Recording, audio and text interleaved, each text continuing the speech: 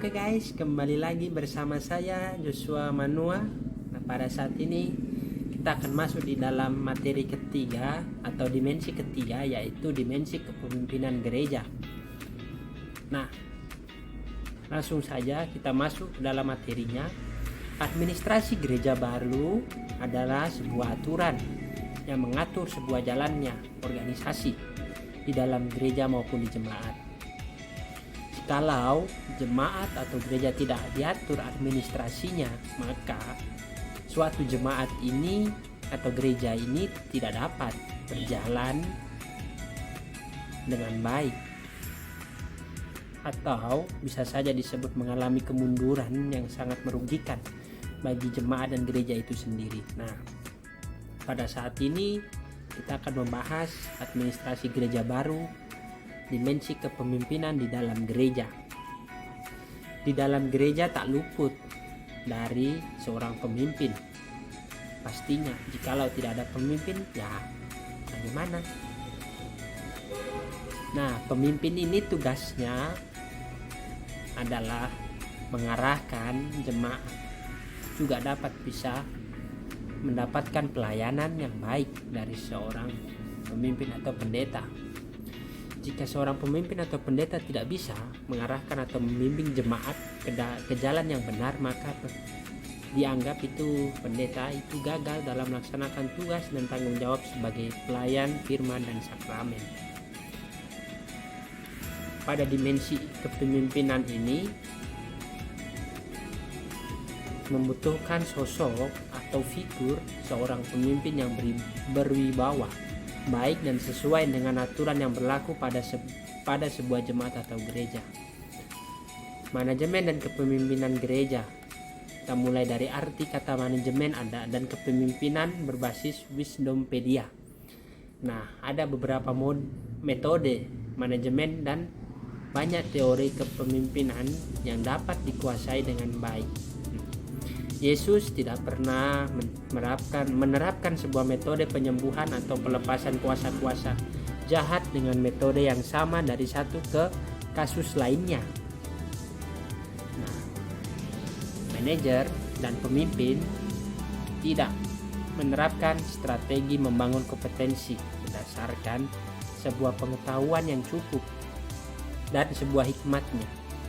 Tidak memiliki sebuah energi atau kekuatan yang cukup membawa gerejanya memperoleh sebuah pertumbuhan darinya. Manajemen dan kepemimpinan dibagi menjadi 4 level yang sangat penting dan berarti bagi kita semua, yaitu yang pertama level 1. Saya tidak tahu apa yang saya tidak tahu apa yang tidak saya ketahui, atau kondisi apa yang akan terjadi terdapat dalam kitab Hosea 4 ayat 6. Yang level kedua, saya tahu apa yang saya tidak tahu. Dalam arti apa yang dilakukan dengan mengetahui hal ini yang tidak diketahui terdapat dalam kitab 2 Tawarik 1 ayat 10 atau budaya organisasi Daniel. Dan level ketiga, saya mempunyai sebuah rencana tindakan untuk mengatasi apa yang saya tidak ketahui. Lukas 1 ayat 3. Apakah Anda periset yang berhasrat? Dan level yang terakhir, saya berpengetahuan luas dan efektif dalam kompetensi ini. Tahu apa bidang karunia inti Anda?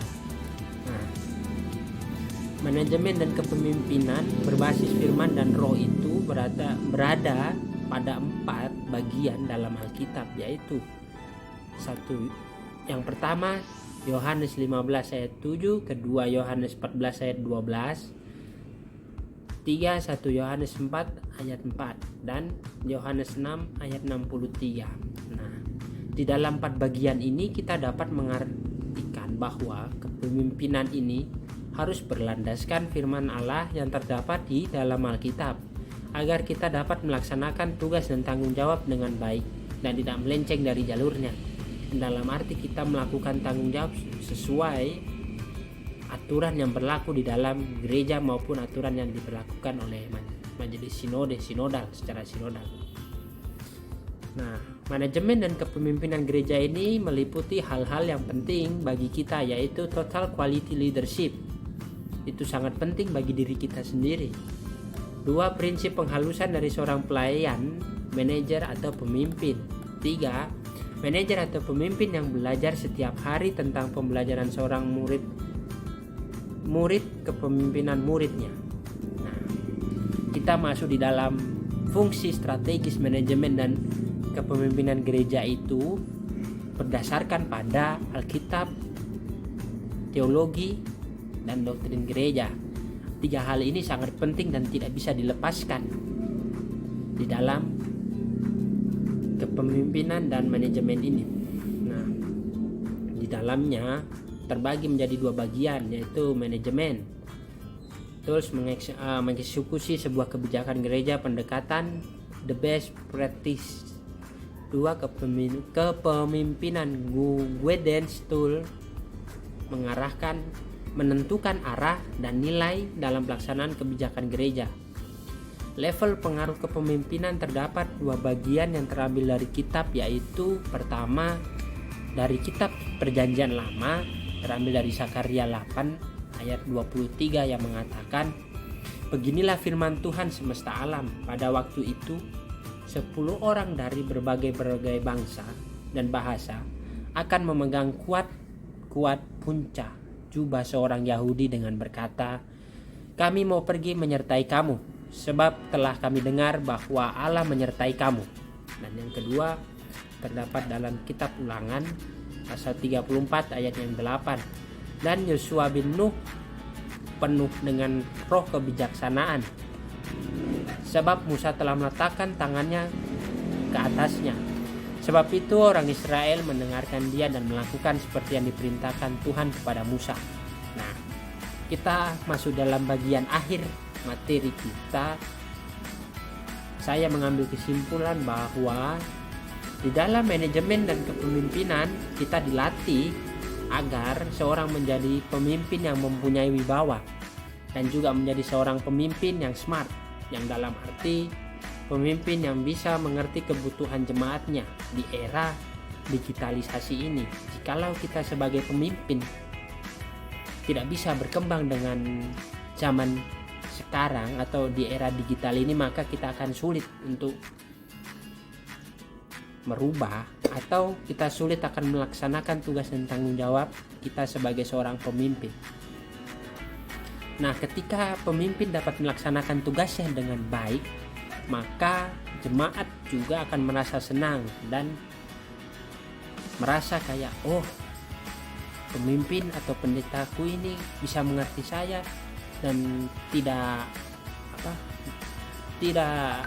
ketinggalan zaman dan bisa mengatasi masalah dengan cepat dan tepat dan dapat bertanggung jawab dengan baik.